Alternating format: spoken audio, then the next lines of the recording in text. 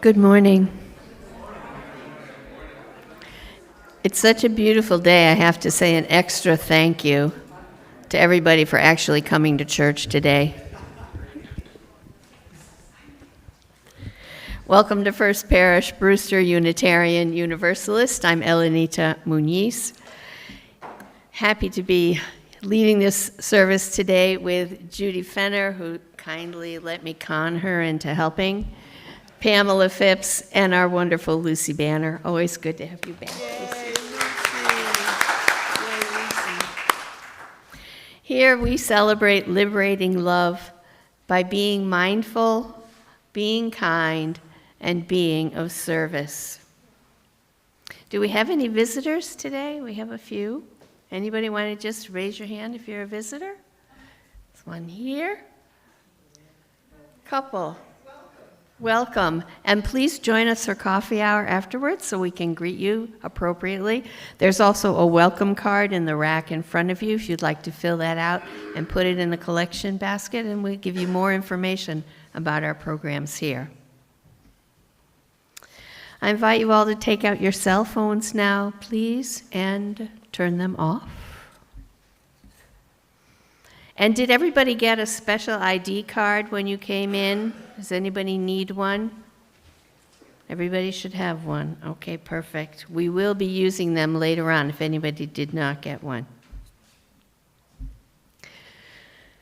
Can we all take a deep breath together? And another. Now, let us be present together for worship.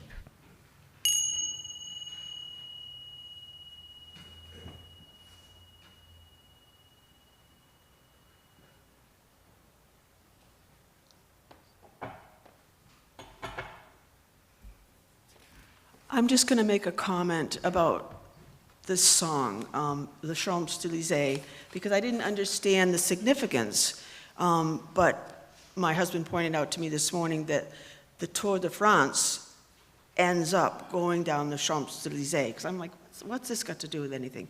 And I also will appreciate you not chastising me for how I might maul the language, but I'll do my best. Thank you.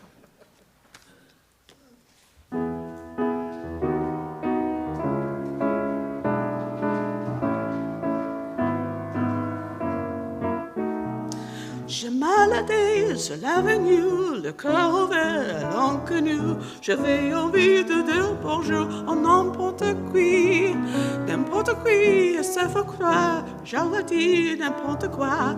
Il suffit de t'appeler pour son prévention.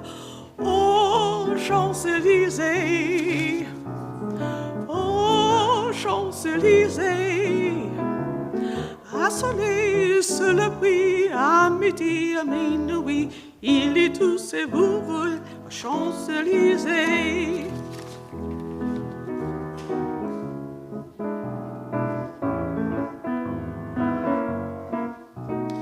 Tout matin, je rendez-vous dans son si avertez-vous qui vivons le cœur à la main d'un soir matin. Alors je t'ai accompagné en chantier. Il en est plus penser à s'embraser. Oh, Champs-Élysées, oh, Champs-Élysées. À soleil, sous la pluie, à midi, à minuit, il est tout ce que vous voulez aux Champs-Élysées.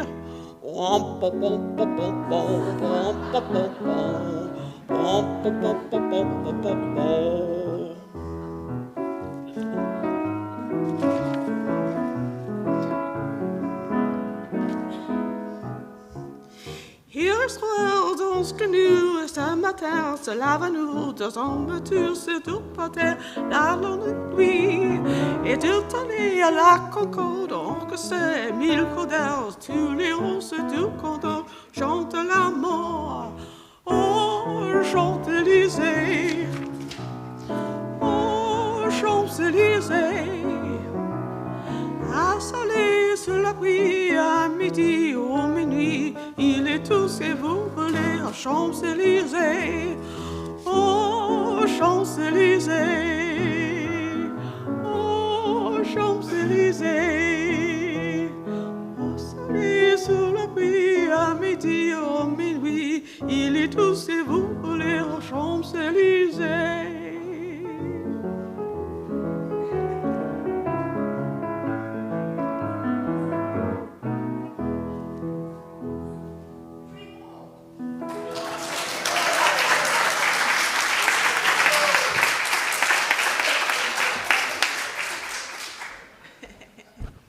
That was good. Good morning. Every Sunday, all year long, I ride my bike to church. You probably notice because my hair is always like. I live 5 miles away, but choose to do a roundabout 20-mile ride through the streets of Dennis, Harwich, and Brewster.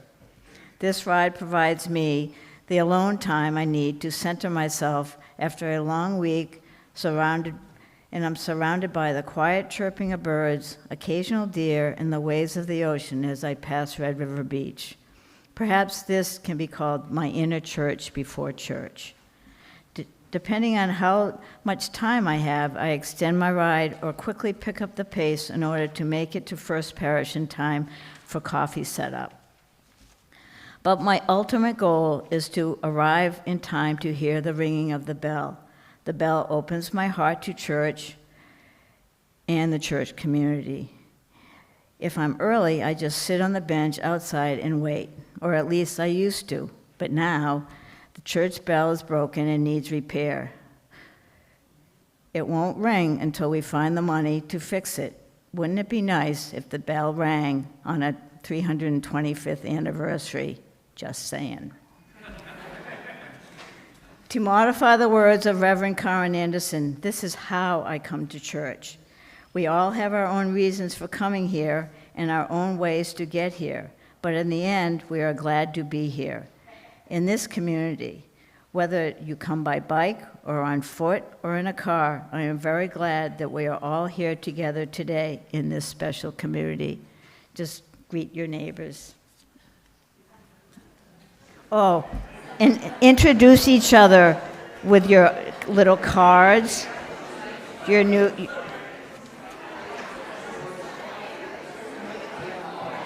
I messed up. It's fine. Sorry. It's fine. You did a good job. Okay.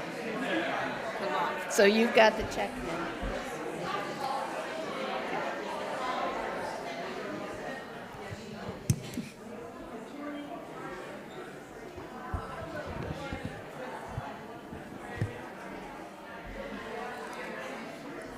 Let's get into the spirit of the bicycle by singing together an old favorite. The words are on the back of your order of service. And we'll sing it through twice.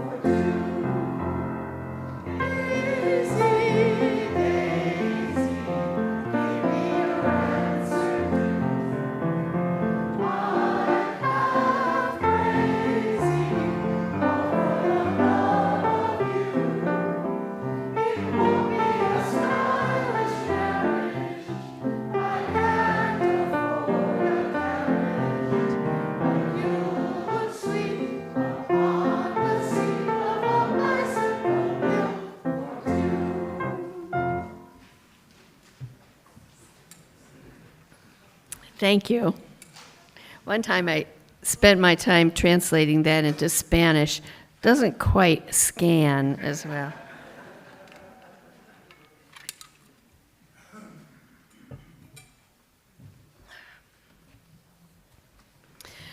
We light our chalice this morning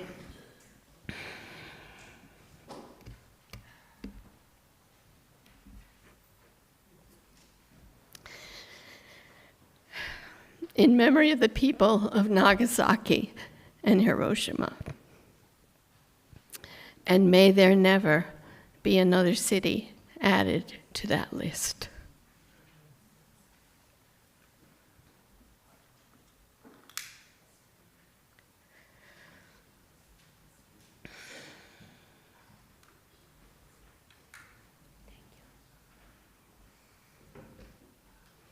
Please join in our affirmation. We believe in love. We believe in truth. We believe in helping others. We believe in the sacredness of life.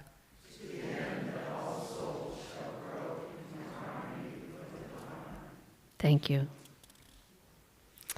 We have no children, so we will not sing them out today, although we wish them well.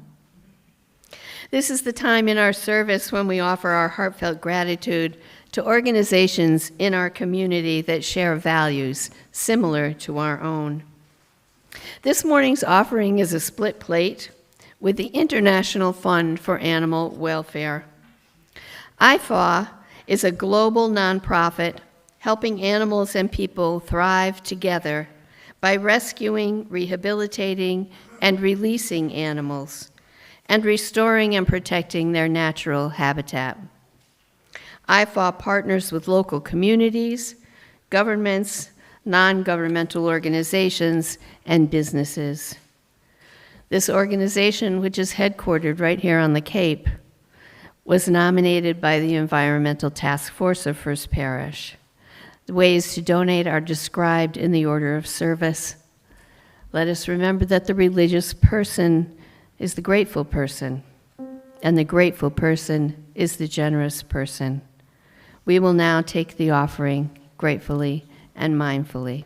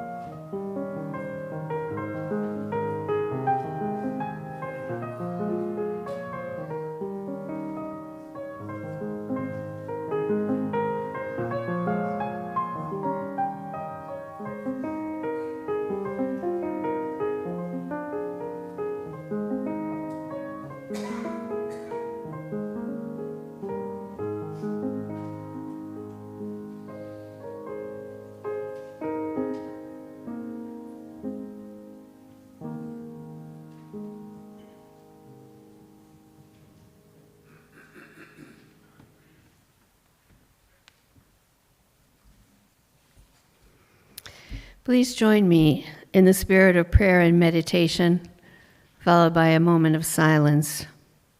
I invite you to get comfortable in your seat, ground your feet on the floor, and take a deep breath in. Let us turn inward together and then move into silence.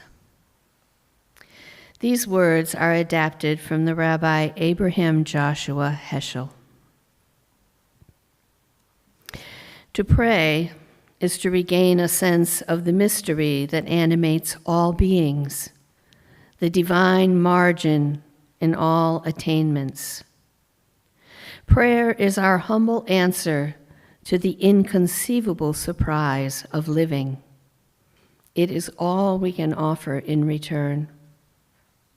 Here we are amidst the meditation of the land, the songs of the water, the humility of the flowers, flowers wiser than all alphabets. Suddenly, we feel embarrassed, ashamed of our complaints and clashes in the face of tacit glory. How strange we are in the world. Only one response can maintain us: gratitude for the gift of our unearned chance to serve, to wonder, to love life and each other.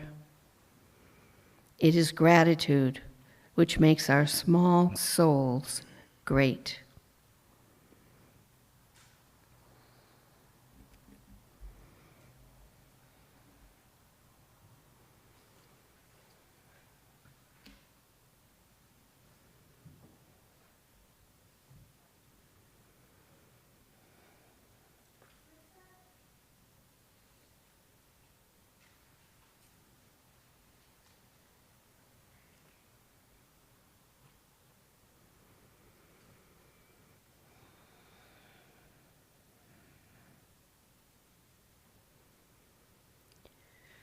May the silence we have shared continue to hold and heal us all.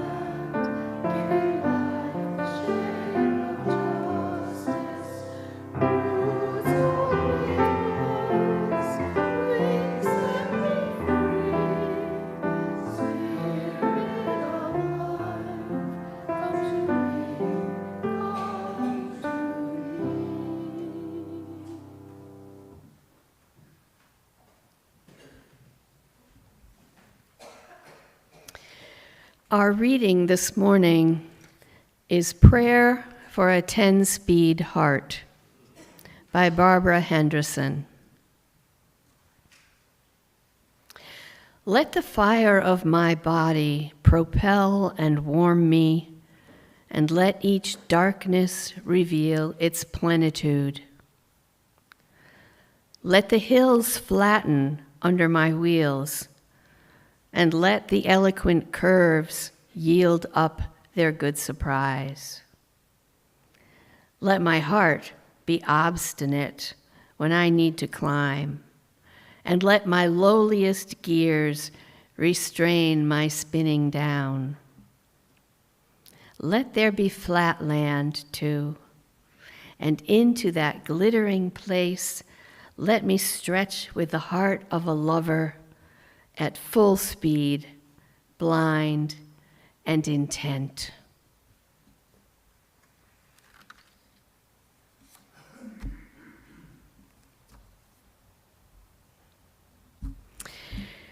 For Judy and me, summer has become the season of Grand Tour bicycle races. We compulsively watch all 21 stages when we can. We can't watch the Giro d'Italia because it's not on any channel that we get. But we definitely watch the Tour de France. And later this month, we will settle in to watch all 21 stages of the Vuelta a España. But the queen of the Grand Tour races is the Tour de France. I think that the Tour, and our little church right here in Brewster, have some things in common.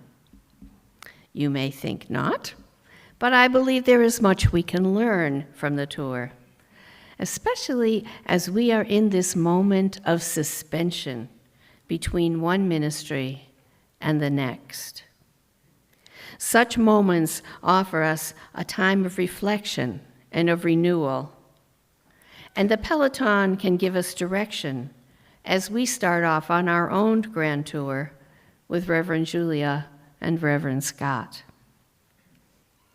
In order to make the connections clear, I have to spend a little time in the weeds of what exactly is the Tour de France. Please bear with me, I promise there is a point to all of this. You are all now part of the Peloton, the 184 riders who start out in the Tour de France.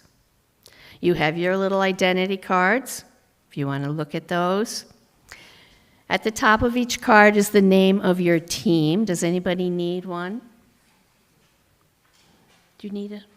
Right here in the front, Judy. Right there. Does anybody else need one?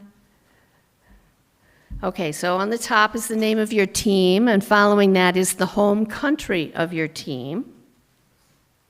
Then your name, your age, your own home country, and your cycling specialty. Are you ready? Let us start off. The first thing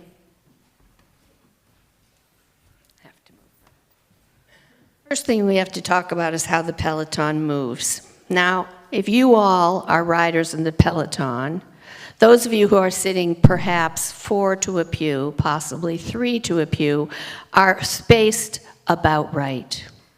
You have a little more room fore and aft because you've got a wheel on your bicycle, because you are on a bicycle. So you are in a crowd. Imagine every pew is full. In fact, this church holds about, downstairs, let's say about 120. Let's add another 64 people to that mix. We need 184 people crowded in this close together, all on your bicycles. Your front wheel is about this far from the back wheel of the rider in front of you. And you are not riding in a line with your team. This is your team. Because drafting on the rider in front of you saves 20 or more % of your energy, maybe 40%. So back here, Carlos, riding along at the back of this line, is only working less than half as hard as Judy, who was up in the front leading. Yeah. So this is a team, right? So there are 23 teams, and you're all riding in this Peloton at an average speed of about 25 miles an hour, maybe more. When you're going downhill, you're spread out, so you can do 50 or 60 miles an hour. It's a little less dangerous. I know it doesn't sound it, but it is. So that's the Peloton. If we're on a big wide road, you're like this, with the team spread across the road. But if you're on a narrow, skinny road, either in the countryside or going through a town, then you're stretched out much longer. And when the people at the front of the Peloton are really pulling, and you are riding like mad at the back of the Peloton to keep up, you are really stretched out over quite a long distance. One other thing. Only the people in front can see what's ahead. Imagine, this row can see if there is so-called traffic furniture. France seems to have a lot of traffic furniture, which is like little dividers and signs and curbs and things in the middle to steer the traffic. So these people can see that. You can't in the back, but they can. And you have to watch because they're hand signals to point to avoid running into that traffic furniture, cause of some crashes. But people get used to it. In the simplest terms, the Tour de France is a 2,000-plus mile bicycle ride around the countryside of France.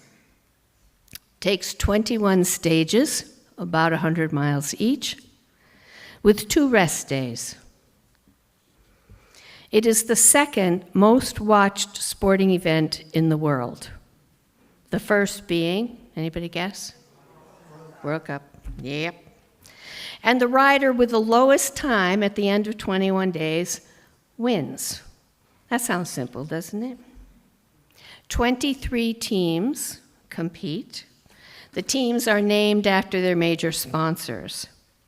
Each team starts with 8 riders. This year, however, only 5 teams finished with 8 riders. I have posted in the connector a list of those who abandoned the race, so you can check to see if your rider made it all the way to the end. Teams have their own special jerseys so that we can identify them quickly, but just to confuse us, some riders are wearing the championship jersey of their own country.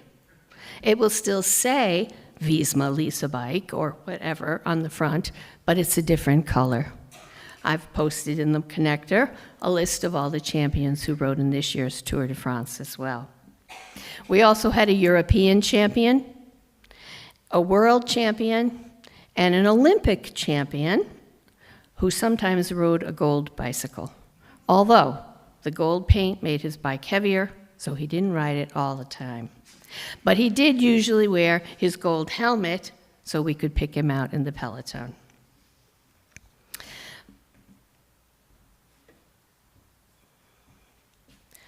These, however, these are the important jersey. These are the ones we're competing for. The white jersey is for the best young rider, that is a rider under 26. So your ID card will tell you if you're eligible to compete for the white jersey. The polka dot jersey is for the climbers, for the mountains. You earn points with every mountain you go over. The person with the most points in that category at the end wins the polka dot jersey. The green jersey is for the sprinters. These are the true maniacs of the Peloton, although you may think everybody in the Peloton is a little bit crazy. I think they are. These are the ones who are really crazy. These guys, well, we'll talk more about sprinters in a minute, but they are. They have sprints at the end of the flat stages and sometimes in the middle of all the other stages. And they are not great climbers. They are not great at long distances. These guys are short, punchy. They go like mad for maybe, I don't know, less than 1 kilometer. And it's very hazardous. Mark Cavendish, who holds the record for having won the most Tour de France stages, watched the tour this year. He was a guest. He's retired now, and he said, I never realized how dangerous it was. When you're in it, you don't know, but when you see it happening, it's terrifying. This, however, is the jersey that everybody wants. This is the yellow jersey, and this is the person with the shortest overall time. This person wins €500,000. These people win 25,000 and 20,000. You also earn money for winning stages. Yeah. That money has to be shared, I have to say. They don't get to keep the whole $500,000, but every day these jerseys are re-awarded. So today one rider may have the yellow jersey, tomorrow somebody else may be wearing it. But the thing about the Tour de France that's important is that nobody wins a jersey all on his own. No matter who you are, what championships you hold, or how good you are, nobody does it alone. We talked about drafting. That's important. We talked about having 8 people on the team, and each has a different specialty. Let's take a look at what some of these specialties are. We are all on our team working for our leader, and the leader may change from day to day.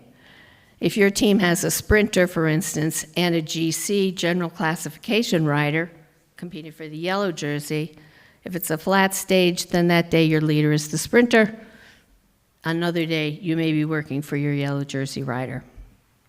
So what are these specialties? A puncheur excels in short, steep climbs and is able to accelerate quickly.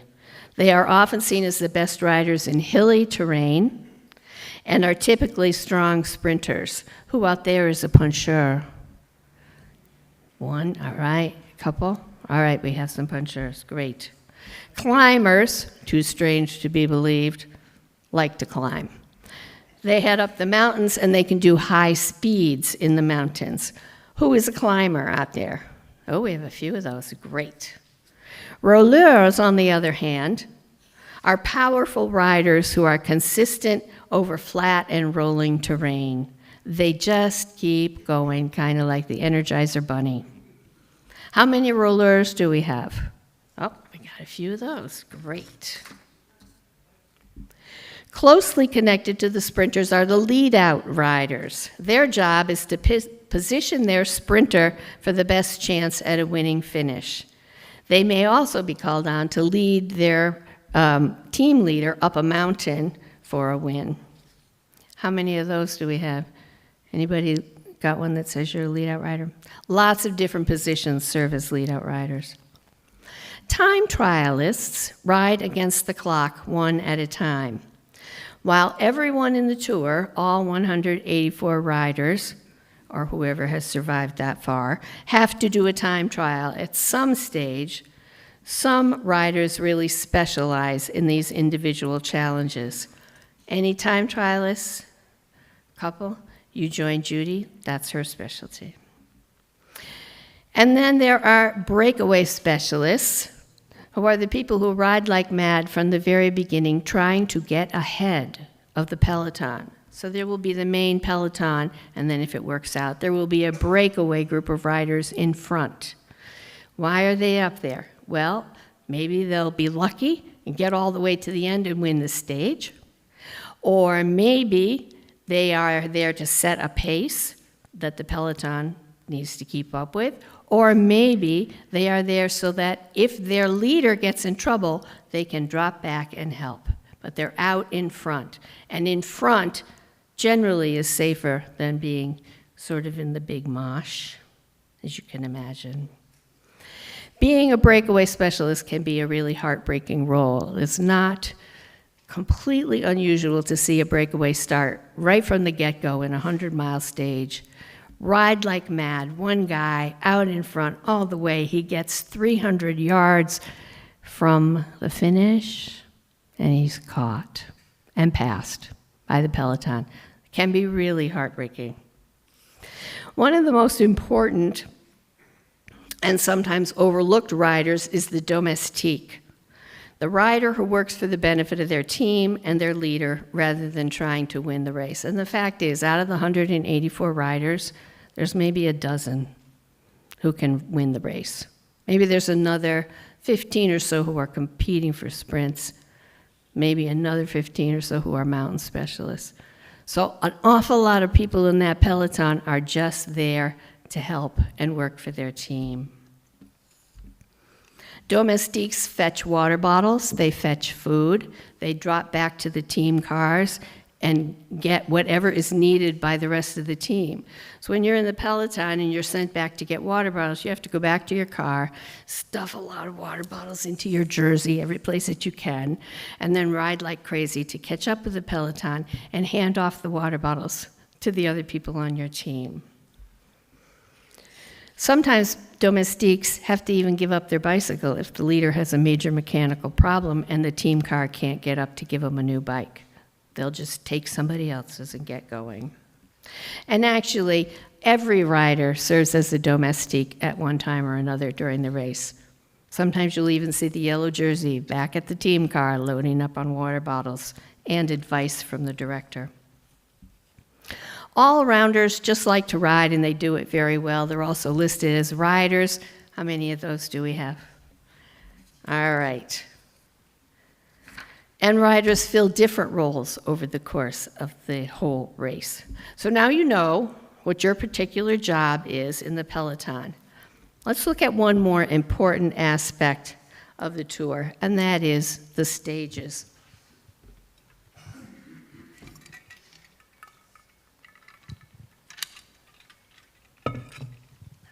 Stages fall into different types.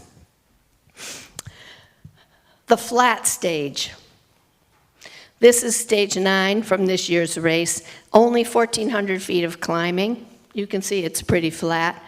It's about 108 miles long, which is kind of typical. And this was won by Tim Merlier of the Soudal team in 3 hours and 28 minutes at an average speed of 30 miles an hour. Does anybody have Tim Merlier? His ID card? He's a pretty good rider. He won 2 stages this year, actually. This is a hilly stage, so-called.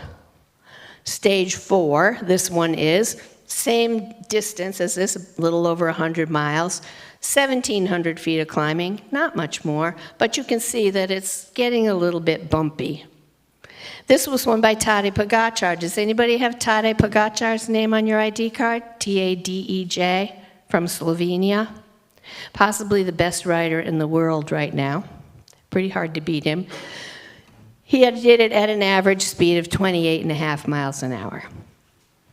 3 hours and 50 minutes for 100 miles. This is a medium hilly stage. It has 1, 2, 3, 4, 8 mountains in it. Mountains are categorized from 1 through 4, and then there is beyond category. That's a mountain that's too high to categorize.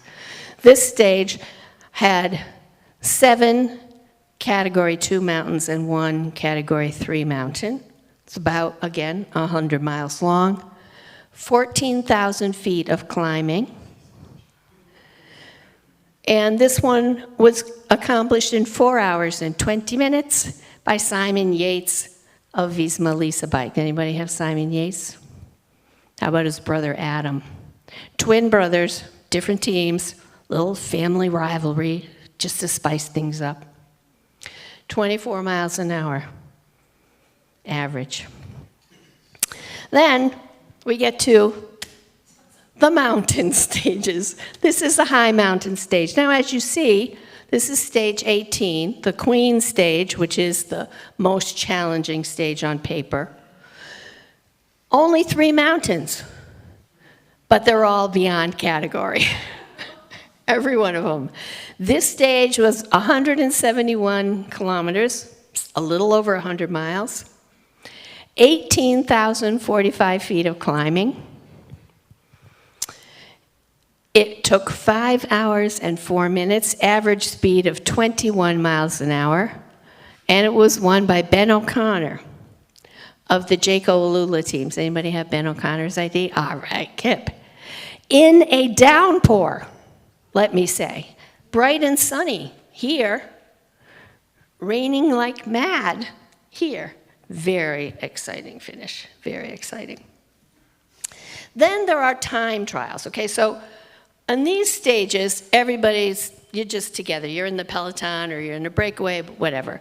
But in a time trial, it's you against the clock, one at a time. They go off every 30 seconds in the beginning, every minute by the time you get to the faster riders. There were 2 time trials in this year's race.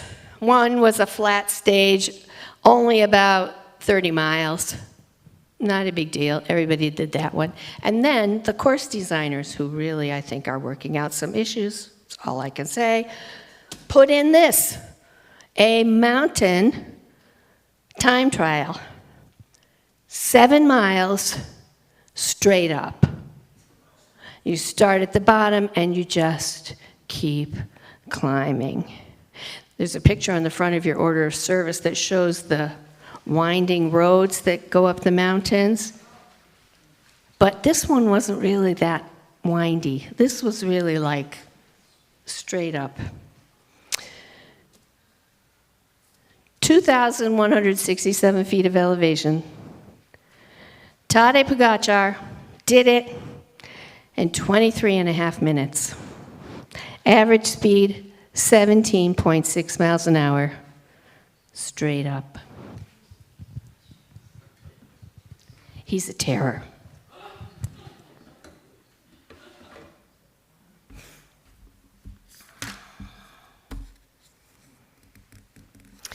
The total elevation climbed in this year's Tour de France, 172,240 feet. 6 climbs up Mount Everest. Okay, that's the Reader's Digest version of the Tour de France. What else have I forgotten? I think I got it all. Okay.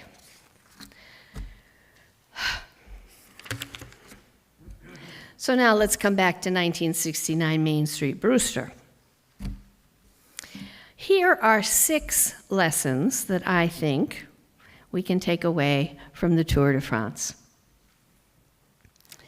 First lesson, it's not about you. We all need to commit to and follow our leaders. No matter what skills or experience each of us brings to this church, what happens here is not about any one individual. Back when we did the word cloud about what we liked about First Parish, does anybody here remember that? It was many years ago. You know what a word cloud is? People say, what do you like best? And then the biggest word in the cloud is the one most people mention. Can you guess what that word was, or do you remember? Yes, community was the big word. Just like the talented cyclists in the Peloton, we need to set aside our own need to shine and instead work for the team, the church, and for Reverend Julia and Reverend Scott. Because the team is a community, as we are a community, and the triumph of this church community feeds our individual need for success. Once we have set our goals for the day or the stage or the year, we need to commit to our leaders and to those goals. Second lesson, or maybe just a continuation of the first, sacrifice yourself. I can see your brain saying, oh, no. I'm really good at what I do, and I want to keep doing it, and I understand that. And maybe you can keep doing it. On the other hand, maybe this is a moment for all of us with strong ideas and big mouths to just be quiet and do our jobs without needing our name in lights. Anne Lamott, one of my favorite thinkers, says, would you rather be right or would you rather be kind? And she confesses that 9 times out of 10, she'd rather be right.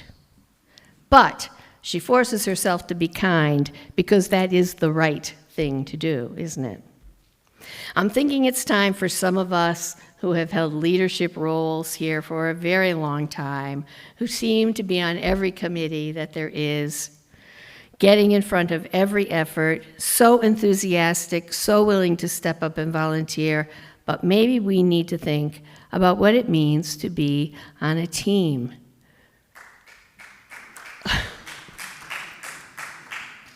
Instead of being in front, maybe we need to think about how to empower others to lead and work to support new voices and new ideas.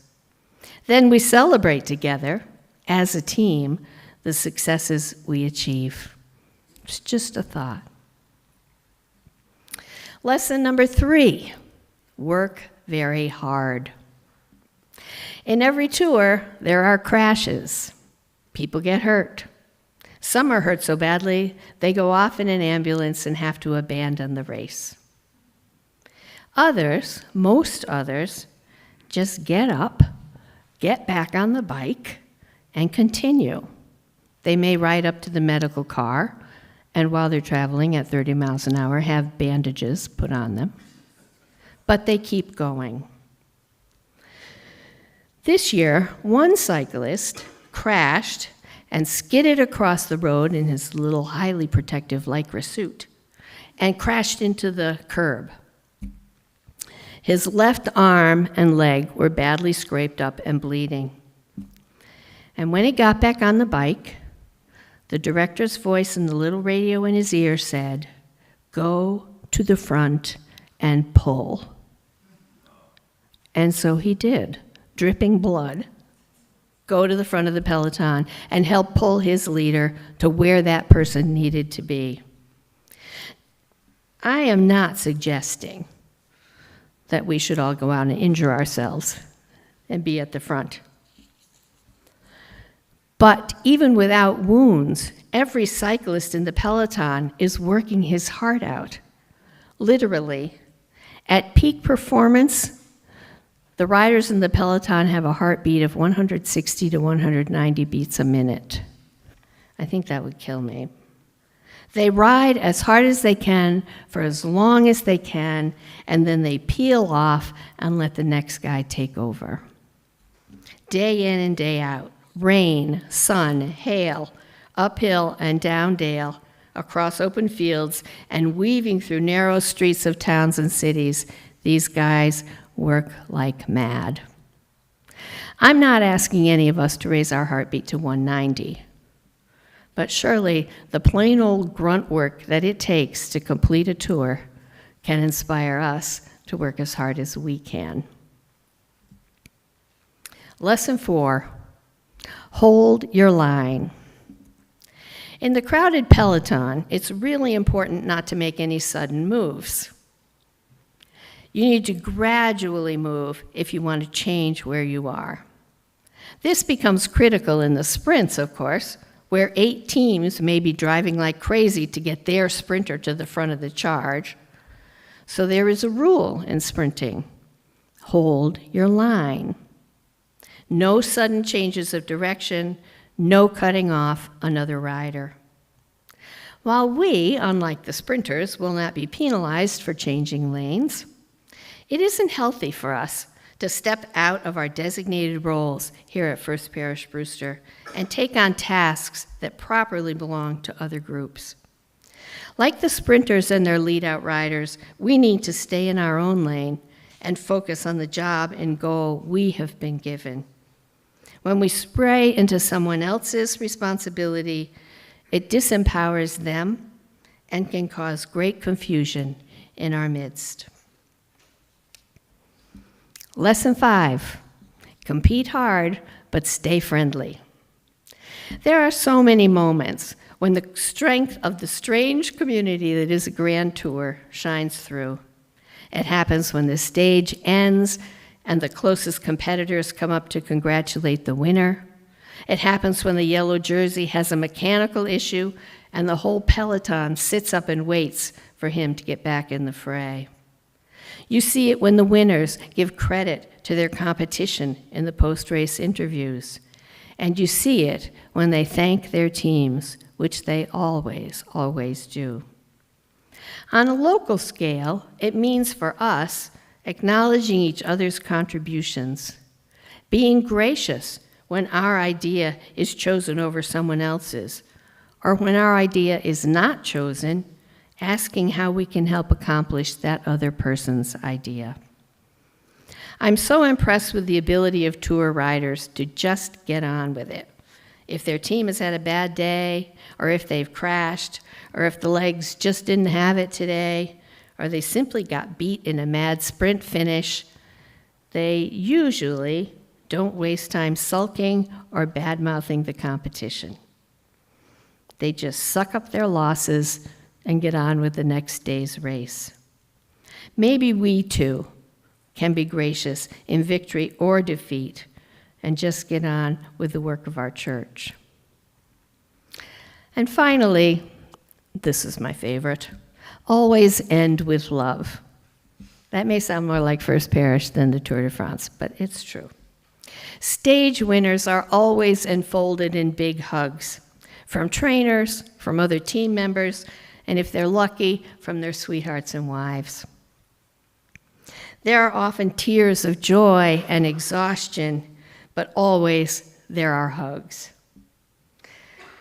At the final awards on the Champs-Élysées, it's not uncommon for the winners to go up carrying their children in their arms onto the podium. And this year, at the finish on the Champs-Élysées, American champion Quinn Simmons went down on one knee, pulled a ring hidden in his jersey, put it in his hand, and proposed to his girlfriend. She jumped into his arms. Talk about love. We say that love is the doctrine of our church. I would add compassion as a key, too. Compassion not only for our friends and colleagues, but also for those who may think or vote differently than we do. The world is making us all crabbier and crabbier, and I'll own this one. More impatient and quicker to put down those on the other side. But honestly, we cannot win that way. We have to listen and talk with patience. We can't always be right. We do need to be kind. It is the only way we will change the world. And frankly, that is our goal, isn't it? No matter how we phrase it. Blessed be.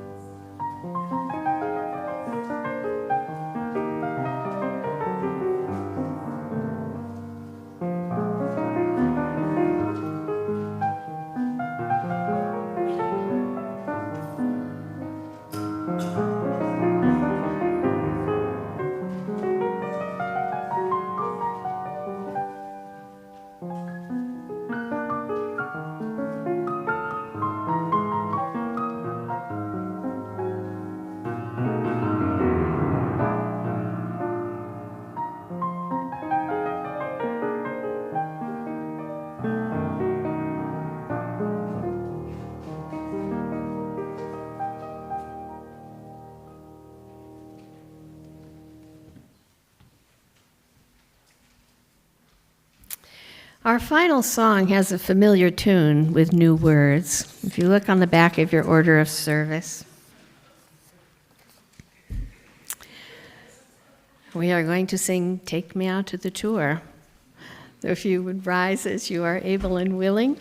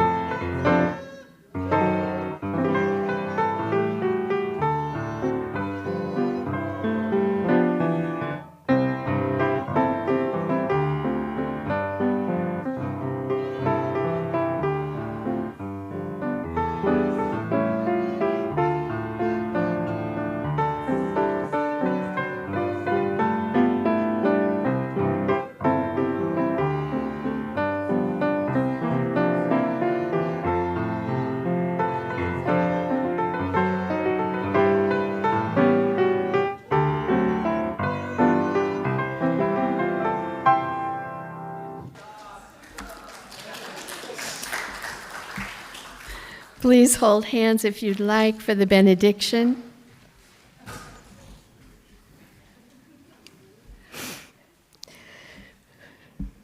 These words are from Alicia Long River Davis.